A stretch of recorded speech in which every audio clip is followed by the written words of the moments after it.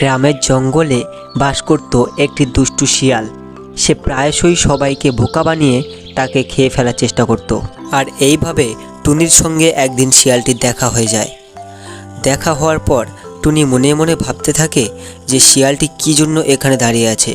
কি হয়েছে শিয়াল ভাইয়া, এখানে কেন দাঁড়িয়ে আছো? এই দেখো না টুনি, আমি শিয়াল বলে আমার সঙ্গে কেউ বন্ধুত্ব করতে চাইছে না। এটা তো খুব খারাপ হলো শিয়াল ভাইয়া, তোমার সাথে কেউ বন্ধুত্ব করছে না কেন? সব বলো আমাকে। এই টুনি, যদি তুমি আমার বন্ধু হতে না তাহলে খুব ভালো হতো। আর এদিকে টুনি বেশ গভীরভাবে চিন্তা ভাবনা করে বলল, ঠিক আছে শিয়াল ভাইয়া, এত করেই যখন বলছো তাহলে আজকের থেকে আমরা দুজন বন্ধু হলাম। আর শিয়ালের কথা মতো টুনি তার পাখাগুলো মেলে উড়ে উড়ে তার হাতে চলে আসতে থাকে। আর এদিকে শিয়াল ততক্ষণে অপেক্ষায় ছিল যে সে কখন আসবে আর সে কখন তাকে ধরবে। আর শিয়ালটির হাতে আসা মাত্রই সে তাকে ধরে ফেললো। এই ধরেছি। এবার কোথায় যাবি বল টুনি? এবারে তুই মরার জন্য প্রস্তুত হ। না শিয়াল ভাইয়া, তুমি এরকম করতে পারো না শিয়াল ভাইয়া, ছাড়ো আমায়, ছাড়ো। এদিকে দুষ্টু শিয়ালটি তার কোনো কথা না শুনে তাকে মেরে ফেললো।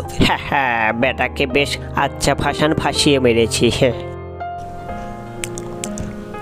আর এইভাবে শিয়ালটি তাকে ছিঁড়ে ছিঁড়ে বেশ আনন্দ করে খেয়ে ফেললো।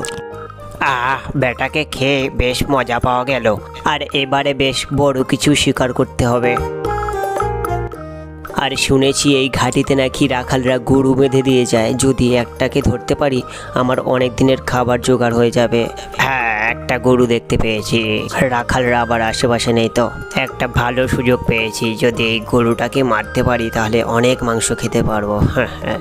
কিন্তু এই গরুটা যে বেশ বড় সড়ো, একে যে এমনিতে এভাবে মারা যাবে না, তাহলে যে কি করি? হ্যাঁ, একটা উপায় এসেছে মাথায়। যদি আমি এই জলাশয়ের পেছন দিয়ে ঘুরে ওর পেছনে যদি আঘাত করতে পারি তাহলেই ব্যাস শেষ। না, আর দেরি করা যাবে না। রাখালরা যে এসে পড়লো বলে এবারে ওকে আমি মেরে ফেলবো। আর এই বলে শিয়ালটি তার হাতে একটি কাঠের বাটাম নিয়ে তার পেছন দিক দিয়ে তাকে আঘাত করতে গেল।